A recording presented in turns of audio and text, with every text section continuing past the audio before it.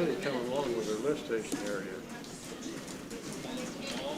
Over there by the river. Oh, that, You're on. still working. That's gotta be a challenge.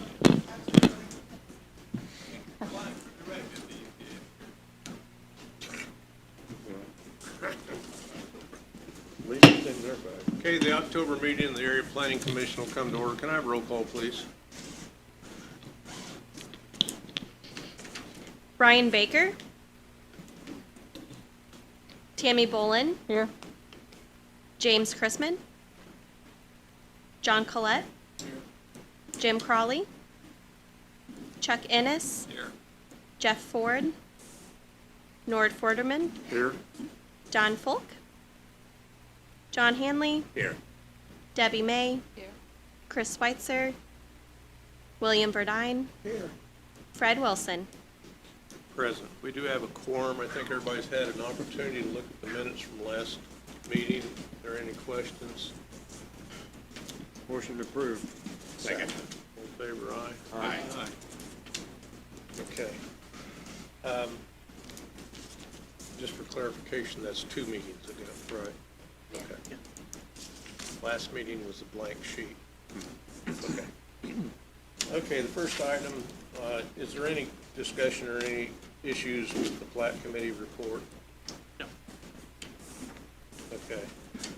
Then the first item is under old business rezoning city, docket number 50, special ordinance 21-21-2907, Poplar Street, Terre Haute, from an R3 to an R3 plan development, multifamily residential plan development. Mr. Wilson, if we could, can I take care of a little bit of business real quick? Under the executive director's report and under the ordinance review committee, the two things I wanted to do, first off, let you know that the handout you have in front of you is just for your preview this evening. We won't ask for any activity on it until next month. And then second, we have coming one from the city and one from the commissioners, 2 different ordinances that will amend the appropriate zoning ordinances for the respective districts. So what I would like to request is the formation of a voluntary committee to assist staff in making a recommendation to those legislative bodies. Just some people to help us look them over and give them a vet or a vetting before we forward our recommendation on to the full Area Plan Commission. So has there been any change since our meeting talking about this? There's been an addition of one that I wasn't made aware of today that we should have soon coming from the city that will go to the city to amend their ordinance. I'm not for sure on all the details on it just yet, but I do believe it will be coming very quickly. And then we should have one that'll be coming to the county in a semi-timely manner within a month or so. So if we could have the committee serve for both, I would be grateful. Okay. Any questions from the planning commission? Okay. Executive director's report. Yes. Or was that it? That was pretty much the gist of it, yes. That and Okay. request for volunteers to assist us in making a recommendation on those ordinances as they come through. Okay, I need a motion. Motion for approval. Second. All in favor, aye? Aye. Motion passes. Now let's do docket number 50. Okay. Okay. The owner is Robert and Tamara Michaels, represented by Lou Britton. Proposed use dental office, proposed zoning R3 general residence district. Current zoning is R3 plan development. I think those are switched around.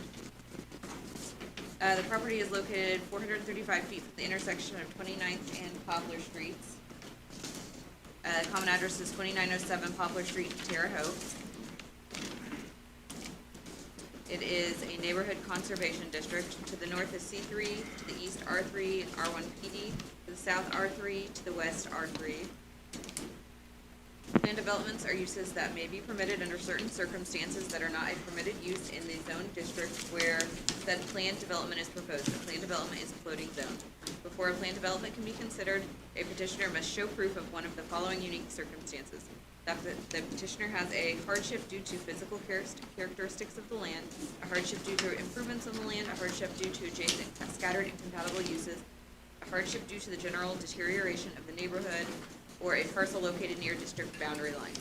When it is determined by the Area Plan Commission and the City Council that a hardship does exist, a plan development of certain uses may be approved for any zone lot. However, it must be determined that said proposed uses, if approved, will be in the public's interest and that substantial justice will be done for that neighborhood. Approval of said proposed uses shall not have the intent of nullifying the purpose of these zoning regulations. The petitioner is seeking to rezone the property for general offices, including medical, dental, optometrist, and chiropractic offices and clinics, insurance and financial offices, businesses, and professional offices, and accessory and related uses. The specific claim of the petitioner is for use as a dental office.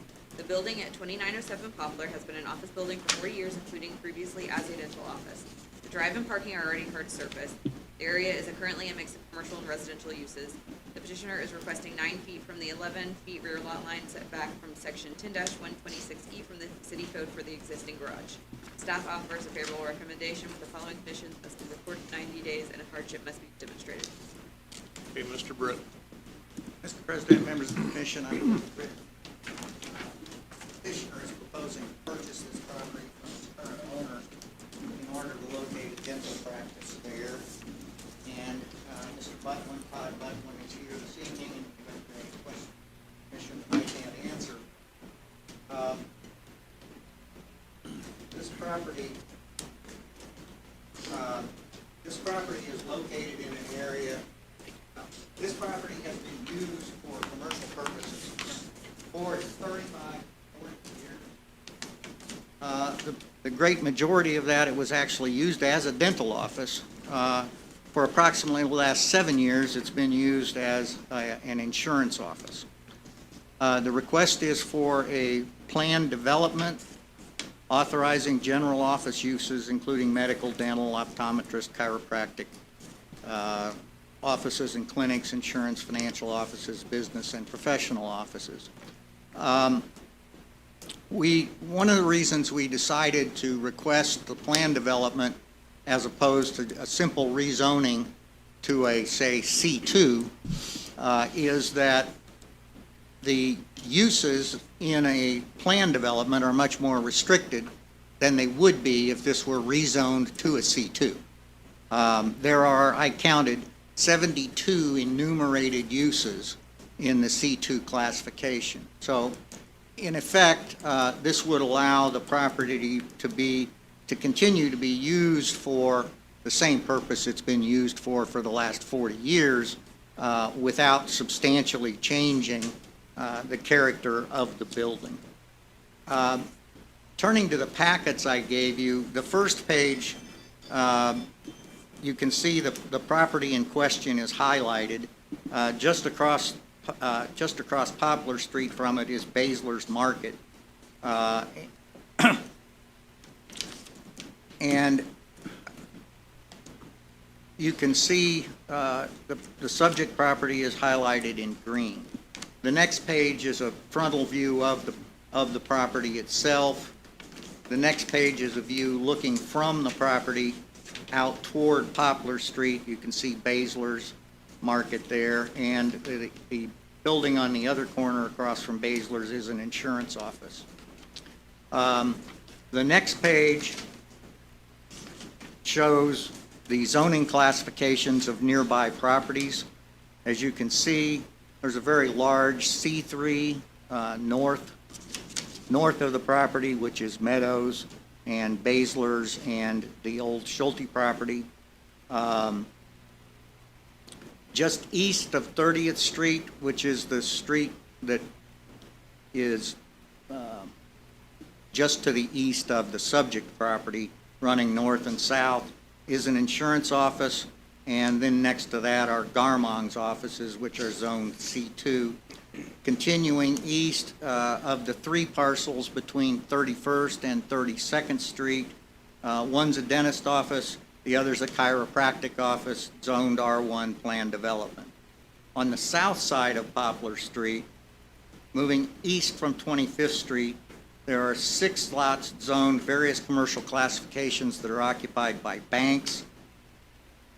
Then there's a large parcel owned by Memorial Methodist Church, condominiums, apartments, and then east of the subject property, there are two commercially zoned properties. One is an R1 planned development, which is an attorney's office, and the other is a dental office. The prior history of this property is that it's been used for commercial purposes for at least 40 years. It's surrounded by commercial uses. I think we all are aware that this area is, if anything, only going to get more commercial in the future. And in terms of hardship, the improvements on the property are clearly commercial in nature. To convert that property to an R3 would be an incredible expense, and probably, given the surrounding properties, if converted to an R3, you might meet market resistance in trying to use it for that purpose or rent it to someone for that purpose. For those reasons, we'd ask that the board grant the requested change in zoning to R3 plan development. I would note that the requested variance with regard to the garage, tax records show that that garage was constructed in 1947, prior to the time there were any setback requirements in the area. So it's a pre-existing non-conforming building. But in view of the rezoning, we requested a variance for that as well. Okay, any questions for the planning commission? No. Is there anyone speaking in opposition to this petition? Do I have a motion? Motion. Second. All in favor, aye? Aye. Motion passes. Thank you very much. Thank you. I'd like to ask everybody to stand for the pledge. I pledge allegiance to the flag of the United States of America, to the republic which stands one nation, under God, indivisible, with liberty and justice for all. Thank you.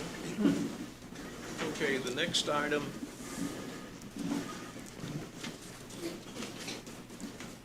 is docket number 47, file 2721, Walker Robertson subdivision.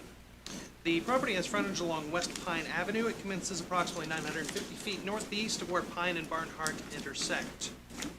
1.52 acres, the surveyor is Mr. Little. The applicant is requesting to subdivide the 1.52 acres, creating one new lot. Public sewer is not available. Public water is available. It is not in flood zone. The lot exceeds the minimum lot size requirement, and West Pine is considered a local level roadway. Beacon incorrectly identifies the road that fronts the property. Pine is the correct road name, and the existing home is addressed correctly. This subdivision is at least the third lot from the parent tract. It is possible that this may fall under the major subdivision criteria. However, given the size and nature of the development and that we were unable to definitively identify a timeline for separation of each lot from the parent tract, the minor plat process will serve as adequate for this subdivision. The approval of this plat is contingent upon it being recorded by April 7th, 2022, and we do offer a favorable recommendation with the only condition being a road cut permit if needed. Okay, Robin or Vince, either one of you have anything to say? No. Okay, any questions? Okay, any questions from the planning commission? Anyone speaking in opposition? Do I have a motion? Who moved for approval? Do I have a second? Second. All in favor, aye? Aye. Motion passes. Thank you. Next item is docket number 48, file 28, 2021, ServPro, Lot 5. The property is located approximately 500 feet east of Stop 19 on the north side of East US Highway 40 with a common address of 9400 East US Highway 40, Terre Haute, Indiana 47803. 11.95 acres, 5 lots. The surveyor is Mr. Tolles. The request is to replat the existing lots into 5 lots for commercial development. Health Department has approved, public water is available. There will be no new public roads, however, commercial drive cut must be approved by NDOT. Sanitary sewer is available. It's not in a flood zone and the lots do exceed the minimum lot size requirement. The area is well served with utilities and stormwater drainage will be required with this major subdivision. The plan has comments denoting a couple of issues with the existing development. Those items as identified with the plat must be remedied prior to the recording, namely a drive use gravel area that is Lot 3 by Lot 4. The signage out on Lot A needs to be 20 feet back parallel with the right-of-way. And of course, a stormwater drainage plan will need to be submitted to Vigo County Engineering. A rezoning of the property to C7 was completed and approved in August 2021. An easement across Lot 3 exists to serve Lot 5. The approval of this plat is of course contingent upon the plat being recorded by April 7th, 2022. And we do offer a favorable recommendation with the conditions needing to be met of a road cut permit and review from NDOT, drainage and erosion control plan approval from Vigo County Engineering, existing site improvements to correct the use issues as identified on the plat, and all development standards for the C7 zoning must be met. Okay, is petitioner present? Mr. Shagley? My name is Richard Shagley. I'm attorney with Wright, Shagley & Lowry, and tonight I'm here on behalf of the petitioner, Joe Mon, with regard to the subdivision. I'd be happy to answer any questions you may have. Any questions from the planning commission? Anyone speaking in opposition to this petition? Can I have a motion, please? Move for approval. Have a second? Second. All in favor, aye? Aye. Motion passes. Thank you very much. Thank you. 2 minutes. Next item is docket number 49, file 29, 2021, Honey Creek Commons 2 lot, or the second. Oh. The property is commonly known as 5757 to 5791 South US Highway 41. It is 9.17 acres and 5 lots. It has road access on South US Highway 41. Developer is Justin Eller, surveyor Mr. Tolles. The request is to replat 1 lot into 5 lots for commercial development. The health department has approved. Sanitary sewer is available. It is in the flood zone AE. The lots exceed the minimum lot size. The owner is requesting to replat Lot 2 of Honey Creek Crossing into 5 lots. The existing strip mall is to be divided into 3 lots. The retention pond will be divided into its own lot, and there is 1 additional outlot for future use. The property lies in the AE flood zone. The current structure has received a letter of map revision based on fill. The Department of Natural Resources has stated that replatting the lots will not affect the letter of map amendment status. However, adding any square footage to the existing structure will invalidate the letter of map revision. And any new structures must comply with the flood hazard ordinance for Vigo County. The 3 lots dividing the building will need BZA approval for the interior setbacks, which I believe they have already obtained. Or next week. They will be heard next week. Next week. That's what I thought, and then I looked at you and I go, okay. The approval of this plat is contingent upon the plat being recorded by April 7th, 2022. And we offer a favorable recommendation with the following conditions: BZA approval for setbacks, which it did obtain. Okay, is the petitioner present? Anything you'd like to add or any questions? Anyone speaking in opposition? Any questions from the planning commission? Not, I need a motion. Motion for approval. All in favor, aye? Aye. Motion passes. Okay, the next item is docket number 46, UZO 10, 2021, land and lots along Norway, Harrison Way, Jenna Way, and Caroline Grace, Terre Haute from R1 to an R2 to a PUD planned unit development. The property owner is Mr. Jenkins and Idle Creek Development Incorporated. The proposed use is condominiums. The proposed zoning is a planned unit development district. It is currently R1 single-family residential and R2 two-family district. The proposed property starts at the corner of Caroline Grace and Harrison Denham Way and extends north and abuts to the 641 bypass. Common roadways are Nora Way, Harrison Denham Way, Jenna Way, and Caroline Grace.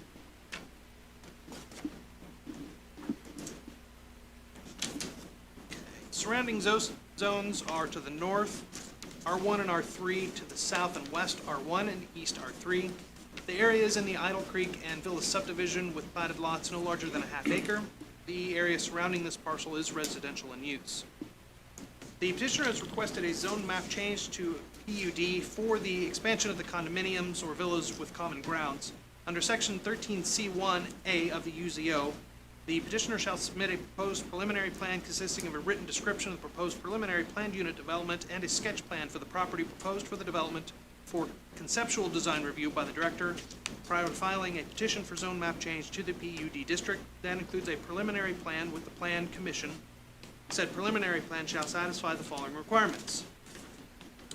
The preliminary plan must contain a sketch plan which depicts the location of the proposed land uses and maximum land use densities, proposed layout of streets, open space, and other basic elements of the development, proposals for handling traffic, parking, sewage disposal, drainage, tree preservation and removal, and other pertinent development features.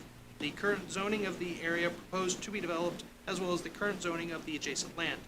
A proposed breakdown of sections to be contained in the overall development, along with a statement as to the order and timing of development, all public and private ways within 200 feet of the site, north arrow, written in graphic scale, general location map, and percentages of site to be developed, to be devoted to open space. This PUD is to be developed in phases. Phase 1 contains only the portions of the development having already received secondary plat approval. Thus, the final detailed plan for Phase 1 has no changes relative to the plans already submitted. The second phase, as identified on the conceptual drawing, constitutes the preliminary plan for Phase 2. Phase 2 is indicated as mirroring existing development standards, including densities and setbacks. They have requested as a part of the PUD that setbacks be set in uniformity with the previous Idle Creek subdivision development phases. The preliminary plan, as submitted for the second phase, is in compliance with and does meet Section 13C1A of the UZO. Final detailed plan secondary approval shall be made at a public hearing of the Plan Commission, notice of which shall be given in the same manner as for a petition for zone map change in keeping with Section 13E. Final detailed plan secondary approval may be obtained for a period of up to 5 years from the date of the approval of the petition for zone map change, in which the petitioner must file for final detailed plan secondary approval in total or in phases for the approval by the Plan Commission. So we do offer a favorable recommendation on the preliminary plan and zone map change for Phase 1, and a favorable recommendation on the preliminary plan for Phase 2. Mr. Jenkins, anything you have to add? I was going to say.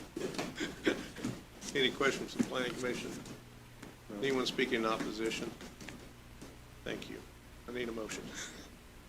Move for favorable recommendation. All in favor, aye? Aye.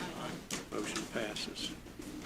Next item is docket 51 under subdivisions minor, file 30, 2021, Pete and Sue Secondino subdivision. The property is immediately adjacent to the intersection of Brandy Road and Pine Ridge Mine Road, one new lot of just 1 acre. The surveyor is Mr. Tolles. The applicant is requesting to subdivide 1 acre to separate the existing residential dwelling from the surrounding acreage. A variance request is accompanying this subdivision. The health department has approved. Public water is available. Public sewer is not available. It's not in the flood zone. The lot exceeds the minimum lot size requirement, and Brandy Road is considered a local level roadway. As a part of the plat, the petitioner has requested a variance from section 610310H1, building line setbacks. More specifically, the request is for a reduction of 6 feet from the 11 feet required rear setback.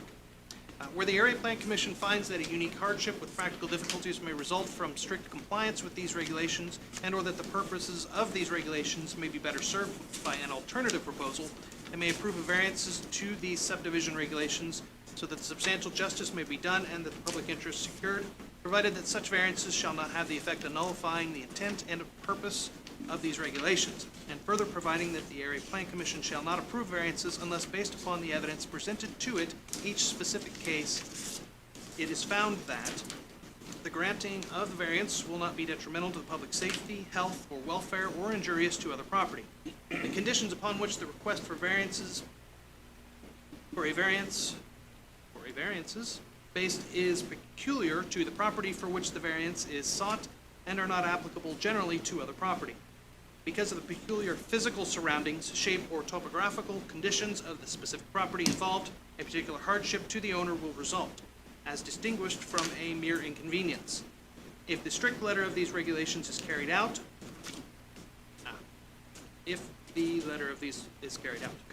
financial hardship alone does not constitute grounds for a variance. The variance will not in any manner vary the provisions of the zoning ordinance, comprehensive plan, or thoroughfare or major street plan, which may be in effect at the time. The petitioner in this case does not demonstrate a hardship. There's plenty of available space where the rear property line could be moved back, the additional distance to meet the required rear setbacks. Otherwise, staff has no other issues with the plat. The plat is, of course, contingent upon it being recorded by April 7th, 2022. So we'd offer a favorable on the plat, however, we'd offer an unfavorable on the variance. Okay, surveyor here? I have a question. Sure. The address for the place is at 8880 Brady Road, and on this here it says 8880 North 49th Place. Yeah, Beacon's wrong. We'll have to send them a note. I checked it. Right, first thing I did is check that Beacon was wrong. Okay. I know Pete and Sue are here. Do you want to speak to this? Yes. I'm Jody Secondino Crandall. I'm a general partner of the P&S Secondino, and my dad, Pete Secondino, is here also. In regards to the variance of the 6 foot against the 11 foot, it's where the pole barn comes back and hits the fence where our cattle and corral are. Megan and Scott are going to be purchasing the house, and they do not have a problem with it. We are not putting in any more subdivisions. We're strictly pulling this out in order for them to purchase the house and the acreage, and that's it. The cattle will stay in place, the farm ground will stay in place, everything will stay intact.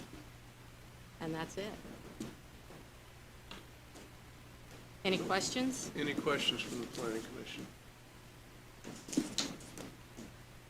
Anyone speaking in opposition?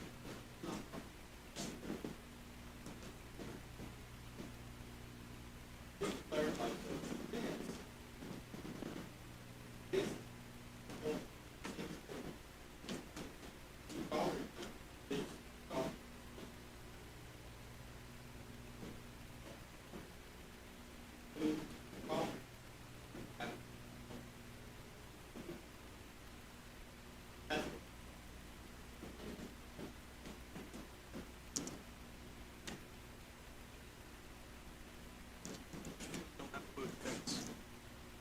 Just have 5 feet on the back side of the fence. Are you okay with this? I mean, there's no demonstrable hardship in my mind, but I have no preference. I mean, there's no harm to the surrounding use or to any of the neighbors.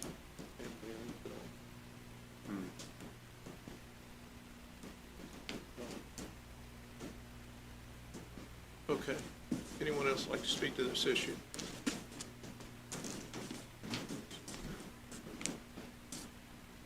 Second. In favor, aye? Aye. Motion passes. We approved We it. approved the plat and the variance. You can leave the fence there. Yeah. Leave the fence. Scott?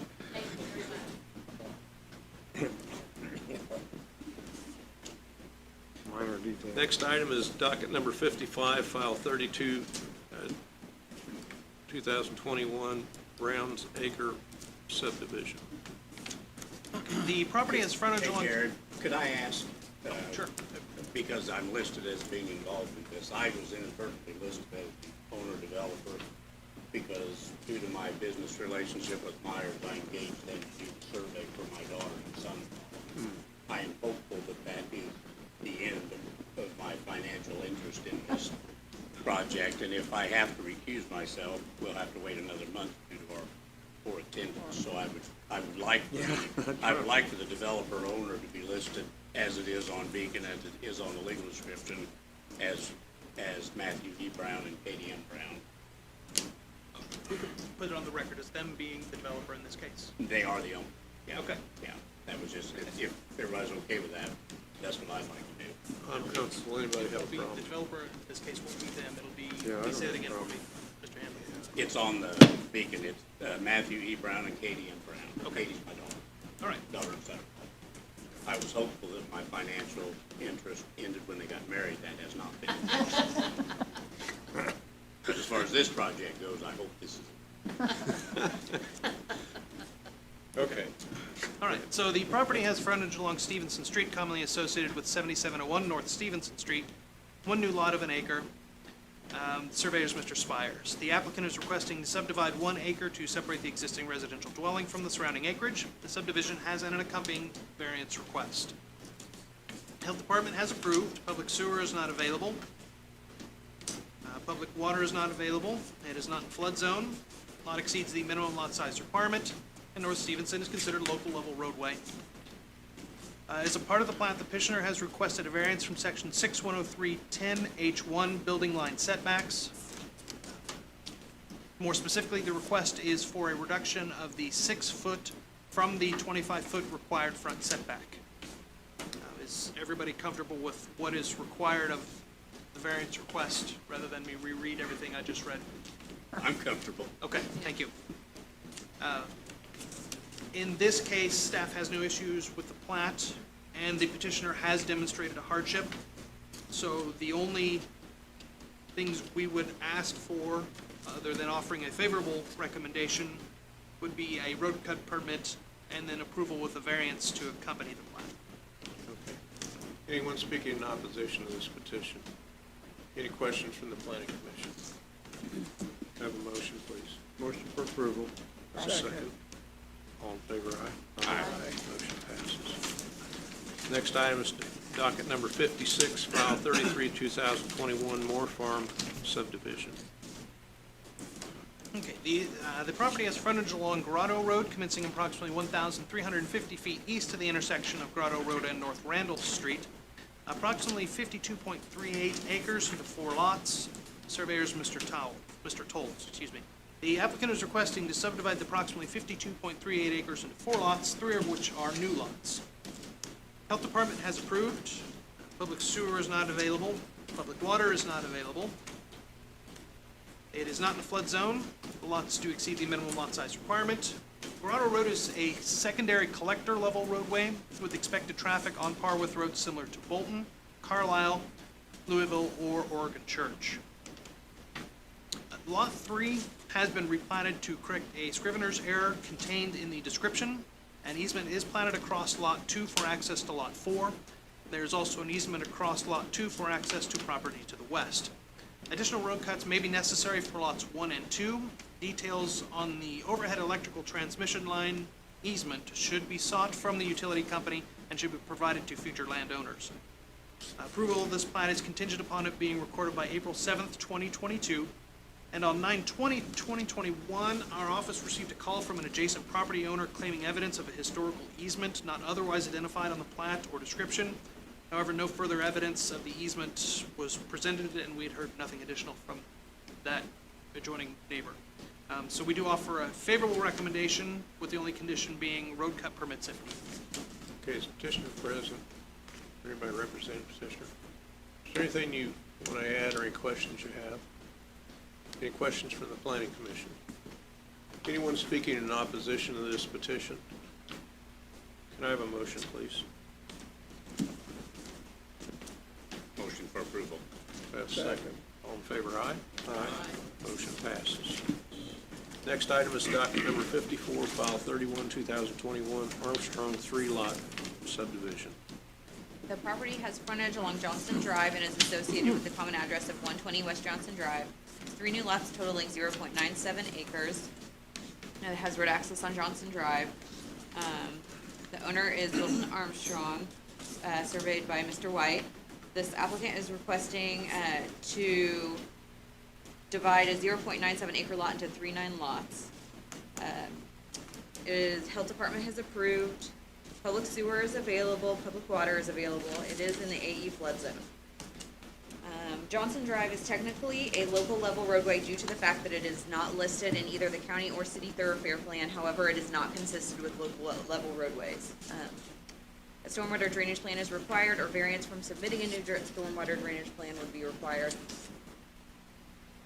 The subdivision needs numerous variances, including but not limited to Lot 14A needs a variance from the required east side buffer yard setback and landscaping. The AC units are over the property line will either need easements from the adjacent property owner or moved onto the property. Lot 14B needs a variance from the required rear setback. 14A and B both need a variance from the required front buffer yard landscaping and parking aisle width. They also must have a curb for a commercial drive entrance. They both also open directly into Johnson Drive with parking backing directly into the street, which is not allowed per section 14B3 of the UZO. Lot 14C needs a variance from the side buffer yard setback and landscaping as well as the minimum road frontage. All three lots will likely need variances from the required number of parking spaces once it is determined what kind of businesses are operating. If they will have shared parking, a joint parking agreement will be required. All parking must be hard surfaced. The proposed lots are in the AE flood zone. It is unclear if the structures are compliant with the flood hazard ordinance for Vigo County. Proof would need to be provided that the structures are compliant or they will need to be brought into compliance. The approval of the plat is contingent upon the plat being recorded by April 7th, 2022. Staff recommends that the subdivision be tabled until issues are addressed. However, if a favorable recommendation is given, the following conditions would apply. BZA approval for all required variances, easement for access of AC units over property line or the units must be moved onto the property, and proof of compliance of flood ordinance requirements or structures must be brought into compliance. Mr. Shagley.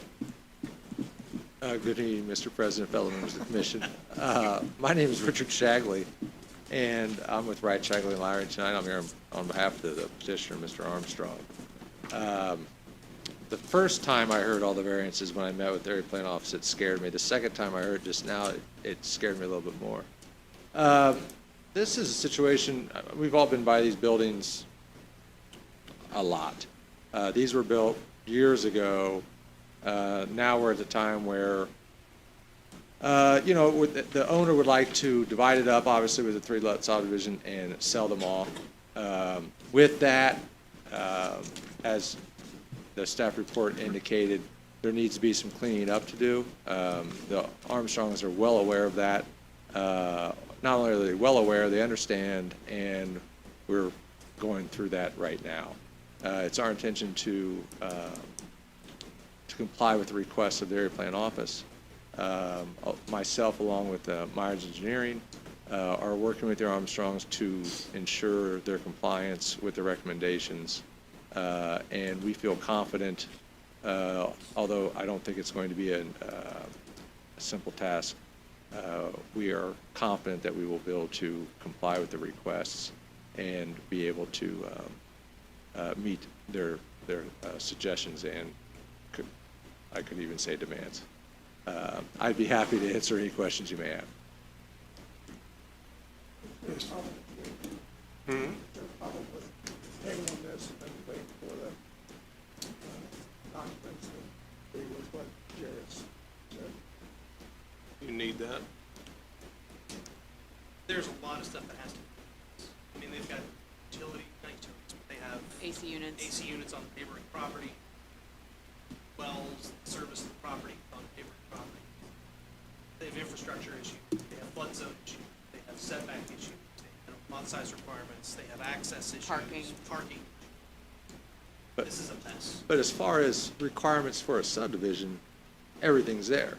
So as far as your responsibilities and what's under the guise of this commission, it's good. Now, the recommendations and requirements, that's no different than anything else.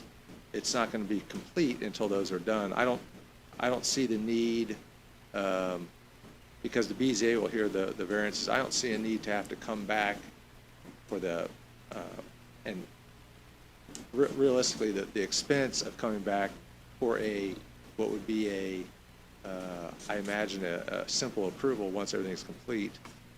What else do you need to know to move forward tonight? How would we know that stuff's done? Well, that's with everything else that, it's no different than a rezoning where you have to do a flood plan. It doesn't get recorded. It doesn't get to that final hurdle without those other things. So this is really no different than any other item that comes in front of this commission with the recommendation that something else happened for it to be final. Jared? My recommendation would be we need to see how they are going to prescribe easements for one for the water, two for the AC units off to the side. At a minimum, the most of the rest of it can be dealt with through the zoning process and through the board of appeals. But the easements need to be described on the plat, and I wouldn't be comfortable approving a plat without those easements as prescribed. If you do it subject to, it's dead in the water if it doesn't work out or get done. And it's kind of like the chicken or the egg, whether they come in and already have it done, or whether they come in later and show you that it's done.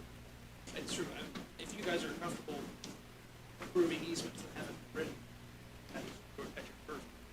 I mean, I trust you to make sure it's right. Oh, good, that was good. Softball. Well, that's correct. We do trust him. I mean, you know, you're very good at what you do. Thank You and your staff. you. Yes. And your staff. But I mean, I'm just not, I've never been a big fan of dragging somebody out. And essentially, they're drug out either way you do it, because until they satisfy you, it won't be what it will be. That makes sense? You Yes. understand what I'm saying? Everybody comfortable with that? No, I'm not. I mean, I don't like to be against things, but I believe that we would be subdividing the property contingent upon unknowns. I don't think anything's done. I think it's too big a mess. I think staff's recommendation is probably the right recommendation. I think so too. Okay, I need a motion then. I'll make a motion, we table. All in favor, aye? Aye. Thank you very much. Tabled.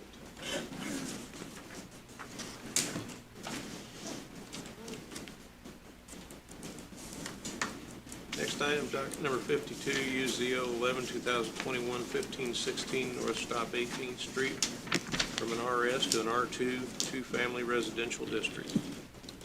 Okay, the property owners are Jason and Carrie Martinez. The proposed use is a two-family dwelling property. It is currently RS Single Family Residential Suburban District, and the proposed zoning is R2 Two-Family Residential District. The property is located on the east side, or North Stop 18? Or is that the west side? West side, thank you. West side of North Stop 18, approximately 822 feet south of Gobbler's Knob, commonly known as 1516 North Stop 18th Street, Terre Haute, Indiana. Okay, surrounding uses are RS to the north, south R2 and A1. A1 is also located to the west and to the east RS. The area does consist of single-family attached and detached dwellings. Sanitary sewer is available at this location. The petitioners are requesting a rezoning to allow for a second residence to be built on the property for care of family members. The comprehensive plan describes this area as suburban residential, identified within the recommendation of medium-density land uses and the expectation that over time densities should be encouraged to increase moderately. The argument then could be made that R2 is a medium-density use. The property does exceed the minimum lot size requirement for the new R2 two-family residential lots.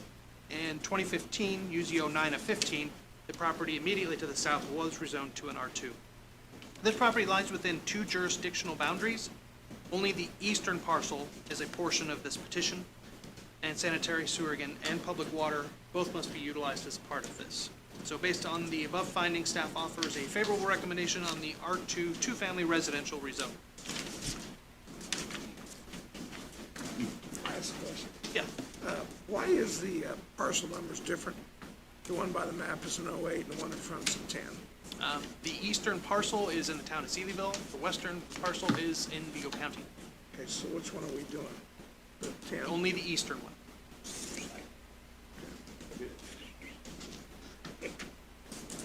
Okay, is the petitioner present? Anything you want to add or any questions you have?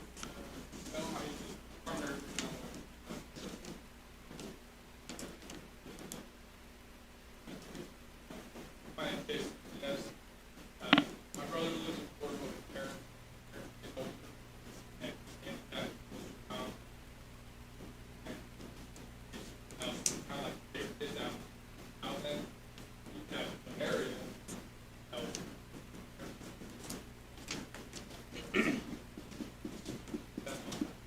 Okay, any questions from the planning commission? Anyone speaking in opposition to this petition? Have a motion, please. So moved.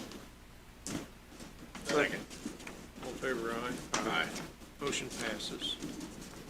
Next item is docket number 53, UZO 12-2021, 6260 East Old Maple Avenue, Terre Haute, from an RS to an R1 single-family residential district. The petitioner is Neffler Development Incorporated. The proposed use is residential suburban. It is currently residential RS, or single-family residential suburban district. The proposed zoning, R1 single-family residential. The property does not currently have an address. The one is listed on the agenda is the nearest identifiable address. The recommendation for this area is suburban residential. Surrounding uses to the northwest and east are all A1. To the south is RS. The area around Hawthorne Woods is agricultural and single-family homes. The property was rezoned in 2001 as a part of the Hawthorne Woods development. This petition is for Phase 3 only. Phase 3 was given primary plat approval in April of this year. The zoning at the time of approval of Phase 3 was RS to match the existing development pattern. The R1 zoning would allow the developer to decrease lot sizes and increase the number of lots and densities of the development. The development pattern of smaller lots and more numerous lots does not match the existing development pattern as was proposed in the Hawthorne Woods Phase 3 primary plat. Previously proposed was 34 lots averaging over 20,000 square feet per lot.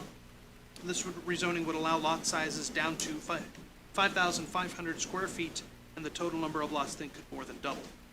Staff would request a new primary plat be submitted and approved as a part of the site plan for approval of this rezoning request.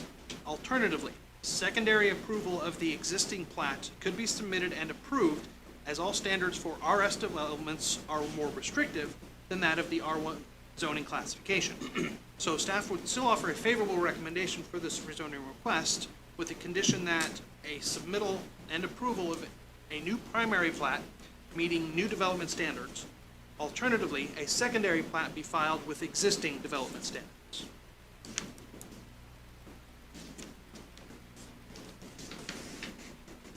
Gene, are you representing this? Yes, sir. Any questions from the planning commission? Anyone speaking in opposition?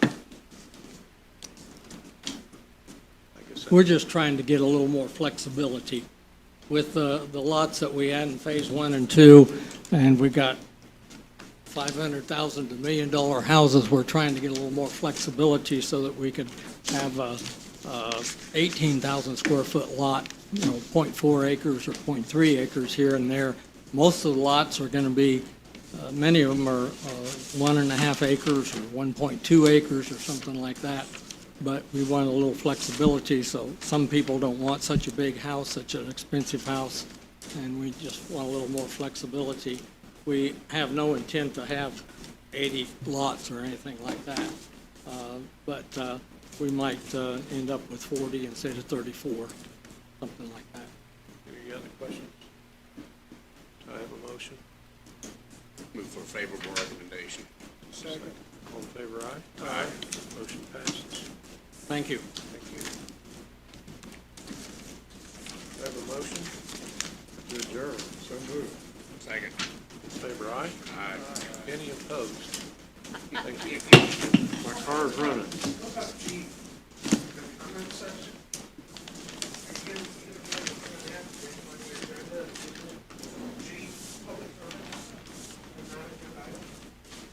I'm sorry? Okay, sure. Go ahead.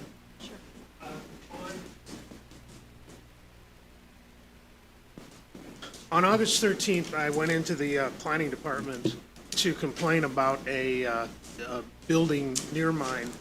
They had started a daycare not in a house. They built a modular, and they're doing a daycare there.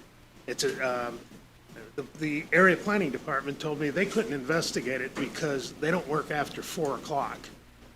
What do I have to do to get this investigated? There's 2 buildings there serving as daycares with nobody living in them. They are not home daycares.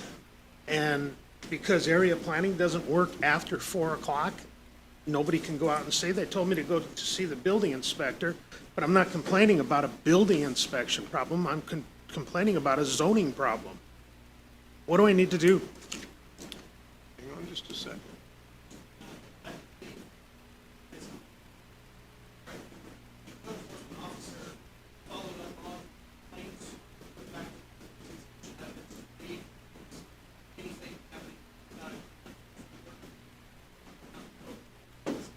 There's nobody living there. There's two buildings, Country Kids Daycare and the one at 2101 East Eaton Drive. They are simply buildings erected for daycare. There's a hell of a lot of kids there, noise all the time, there's traffic. I live right on the corner of Blue Ridge Drive, Eaton Road, and Jessica. And if it's a home daycare, fine, that's within your unified zoning ordinance. But these are two buildings that are nothing but daycare. And no matter what they say, if you go out there right now, there's nobody living in those buildings. There's nobody there after the kids go away. And there's nobody there until the kids come in. You know, what? It's clearly against your unified zoning ordinance. What can be done? Does that comply with the zoning order?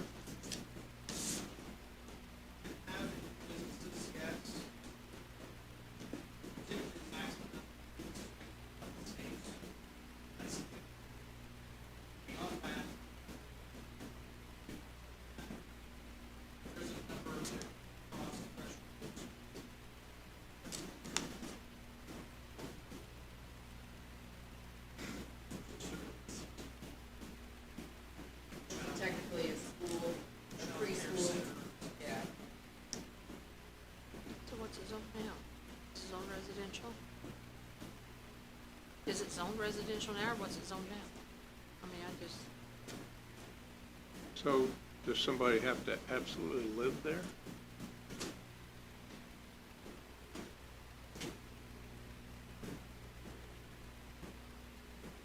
Not if it's ag? And it's an ag zone? Yeah. They'll follow up for you, okay? Okay. Do you still have my contact information? I talked with Jennifer Clark. We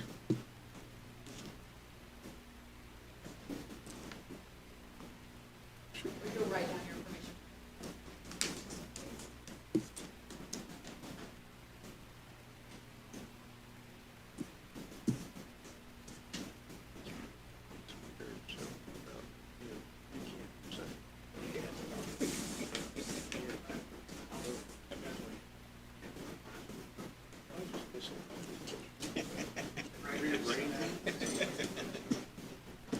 Just keep you guys on your toes.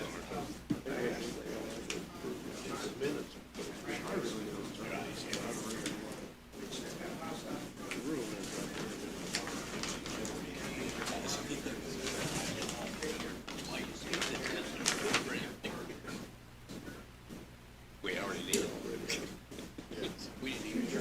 yeah, here I go.